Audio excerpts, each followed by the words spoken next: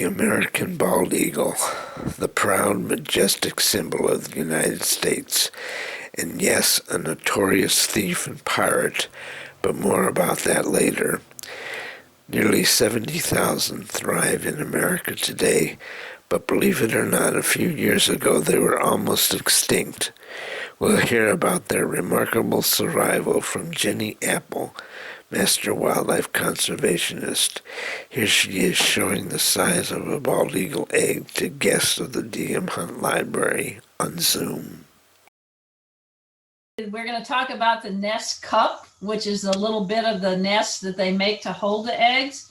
And if you can see here, it's hard to see, but they'll put feathers and mossy stuff in there to make that nest cup so it's soft for the eagles. We're going to talk about their feet. And if you can see here, these are their talons. And if you look at my hand, you can't see it too well, but you can see their feet are pretty big. And then the skull, notice how large their eyes are in relation to the skull. The beak would be a little longer, but the first day that I used this skull, and it's not real, and I had the beak painted yellow on a real skull, it wouldn't be yellow. A kid dropped it, so I lost part of the beak. But I want you to look at the eyes in relation to the head, so that'll give you an idea when I talk about their eyes. So I think that's it for show and tell. So now I'm gonna share my screen and we'll get going. So the eagles, I call them the comeback raptors, and you'll see why as we go along. But first I want to talk about the eagle species in general beforehand, because the eagle throughout all societies has always been, from a totem animal to a very significant wildlife species for all cultures. Anyway, there's perhaps no other bird in the history of mankind that has inspired gods and man than the eagle. In many cultures, even in the Bible, the eagles are mentioned many times. Here's one of the more well-known scriptures. Those who hope in the Lord will renew their strength. They will soar on the wings like eagles. Whenever you see Zeus depicted, whether it's in a statue or in pictures, he always will have the eagle by his side. Many military leaders use the eagles as their strength and their symbols as they went. Julius Caesar, whenever he went into battle, would not go into battle without the Aquila, the golden standard that signifies ferocity, strength, and power.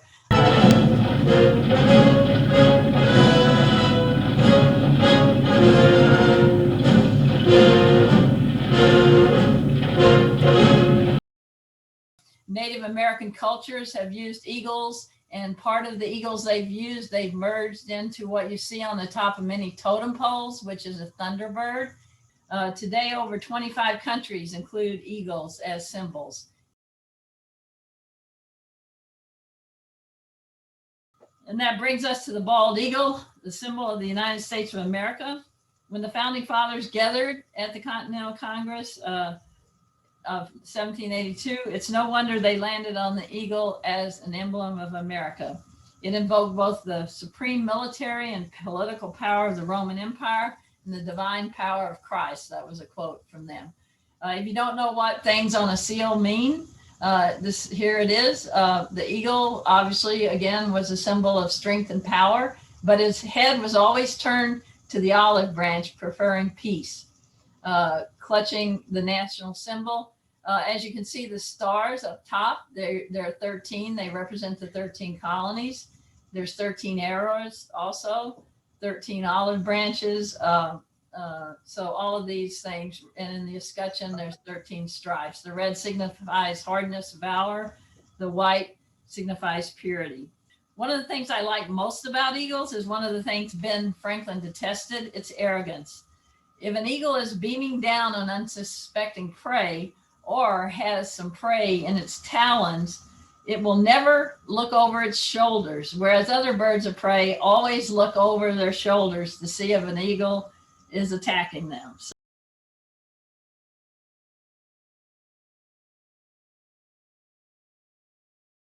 By the way, a bald eagle can soar to 10,000 feet.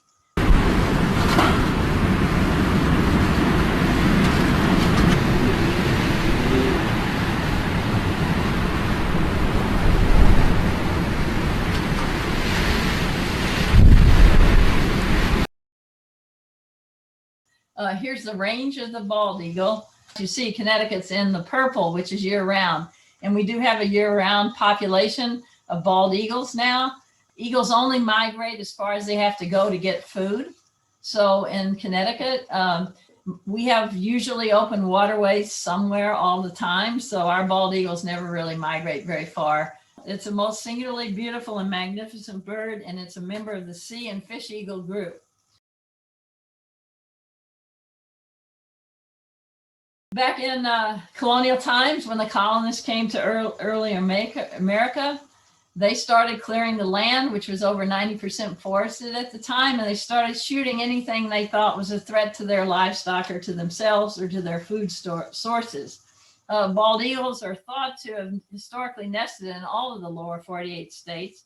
It's estimated that at the time there were probably 50,000 breeding pairs of bald eagles, which is quite a lot. But because of human activities, this population reached a low of 400 breeding pairs in the early 1960s. So a lot of that decline then was loss of habitat, shooting and trapping.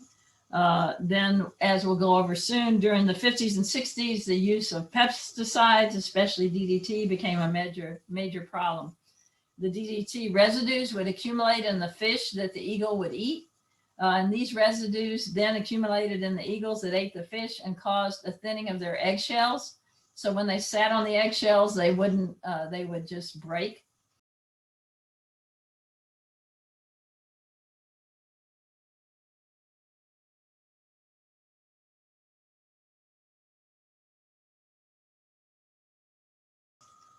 After World War II, they started crop dusting with this DDT. It killed insects, mosquitoes, all sorts of things. Where I grew up on a ranch in Texas, I remember seeing these crop dusters. Obviously, it was exciting for a kid to see, but we didn't even know, exactly what was going on and how it was really ruining the environment and a lot of wildlife species. So again, the residues would wash into waterways, and plants and insects and fish absorbed it, and then birds of prey and other predators would eat it, and they would all get poisoned. So how are eagles doing today? There's eagles pretty much all over the place. You can usually see them anytime here in Connecticut, and I'll tell you where and how later. The bald eagle is truly a comeback raptor. Not many animals of a large size ever escape distinction and come off of the endangered species list. Only a handful of large species have fought their way back from this list, and that's the bald eagle, the American alligator, and the California gray whale. The bald eagle's recovery is perhaps the best known example of how our environmental laws work to restore not just a resource, but our national symbol.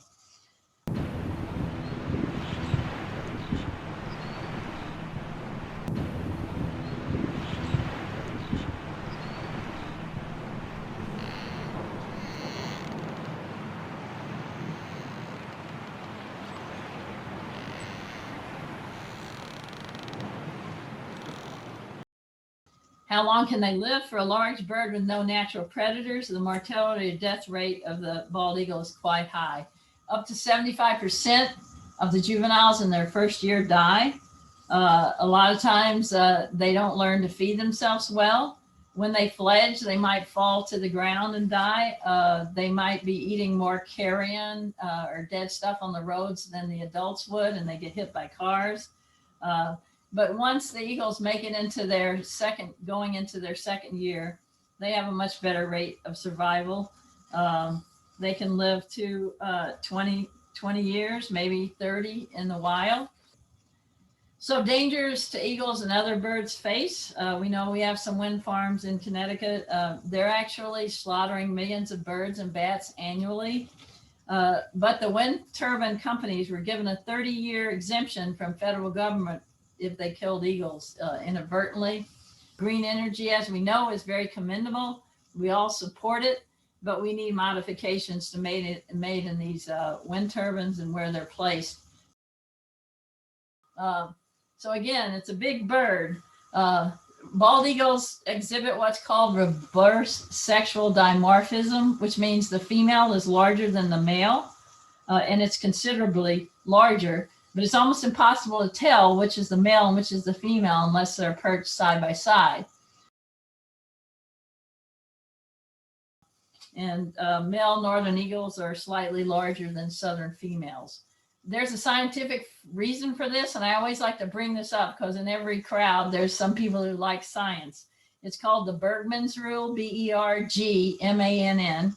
It means body size is large in cold climates and small in warm climates. So in cold climates where you need to retain heat, bodies are larger and more compact. In warm climates where you need to expel heat, bodies are smaller and more linear.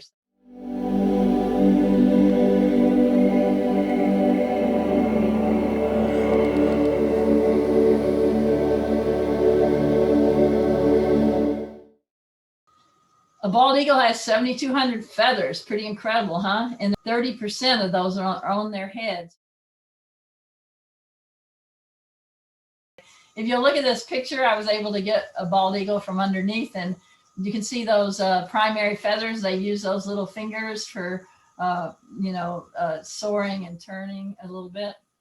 Here you can see they provide the thrust with the primaries. The secondaries underneath provide lift, like on a plane. You can just kind of see that.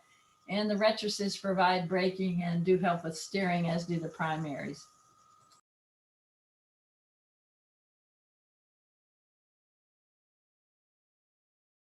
So I like to throw this in, kleptoparasite. So that's what the bald eagle is. He steals from other birds. So it's a term for an animal that steals a meal from another animal.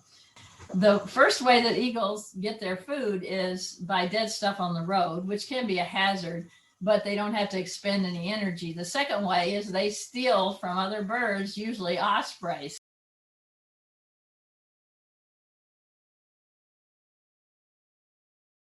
Bald eagles can only hold 4 pounds, so if they do kill a duck or some other bird like that, they'll have to swim it to shore. They can swim. They use their arms kind of like doing the butterfly, but it's very dangerous. If the water's cold, they can get hypothermia.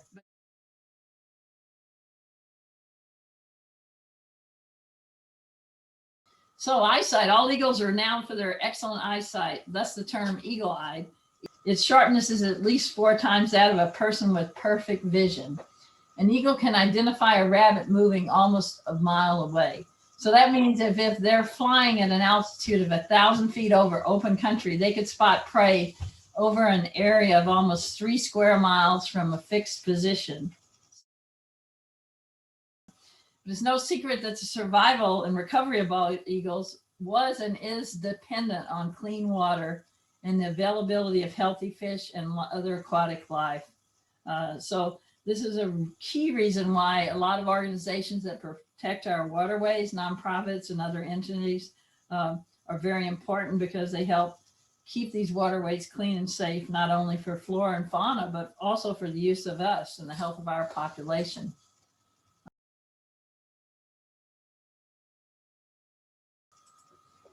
So in January and February, the eagles get together here in Connecticut and they start bringing more materials to their nest. And the way the nest gets bigger each year is they keep bringing branches and other material. They're prodigious architects when it comes to their nests.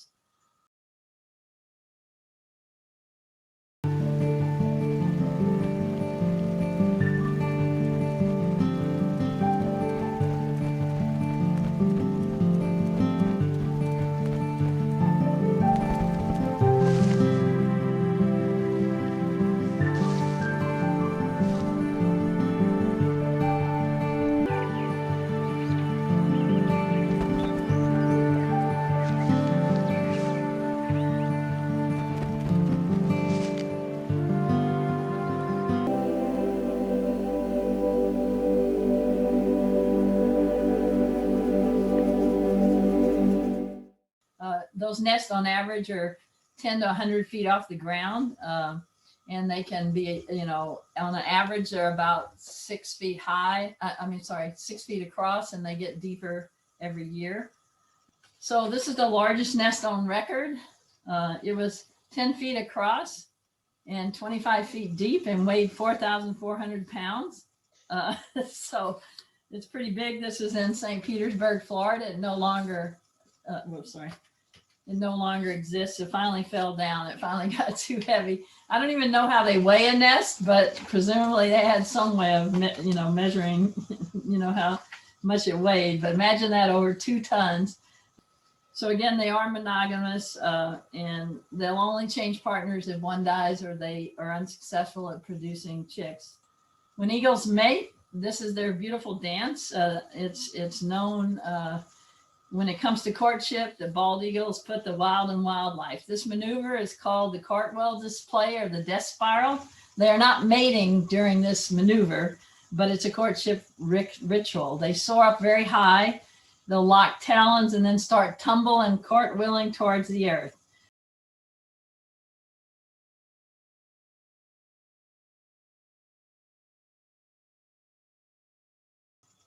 Here they are when they're first born. They're 3 to 4 ounces. They can't lift their heads for 2 days.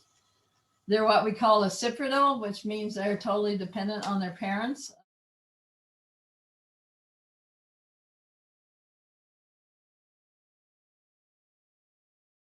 So the adults tend to feed the firstborn first, and so the others have to kind of fight to get whatever little morsels they can.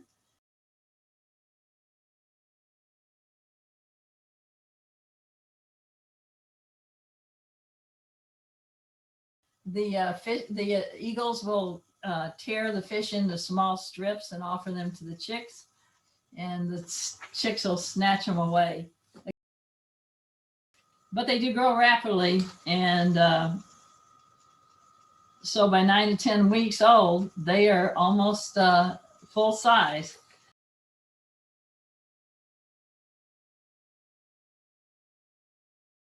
They start stretching, they'll stand up, they'll stand on the edge of the nest, flap their wings in response to the gusts of wind, and hover for short periods over the nest. And then they're thinking about flying, but they're not quite ready yet.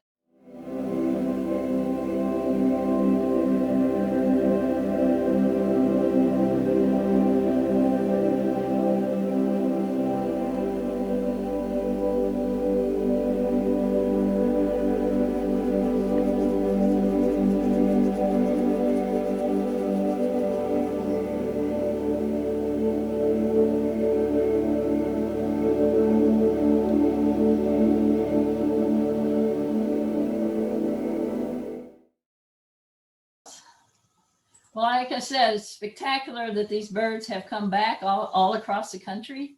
And my thing is, let's do all we can to keep our waterways and our environment healthy.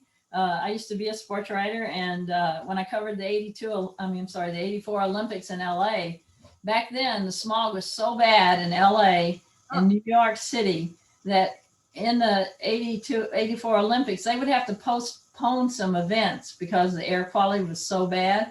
And then that fall and at the US Open tennis in New York, I could hardly see the skyline of New York from Queens. And now, it has come a long way because of different protections that has cleaned up our environment. And I don't have kids, but if I did have kids, I would, do everything I can to keep. And I'm sure if you're here listening to this talk, you guys think the same, but we really need to do all we can to keep everything cleaned up and protected.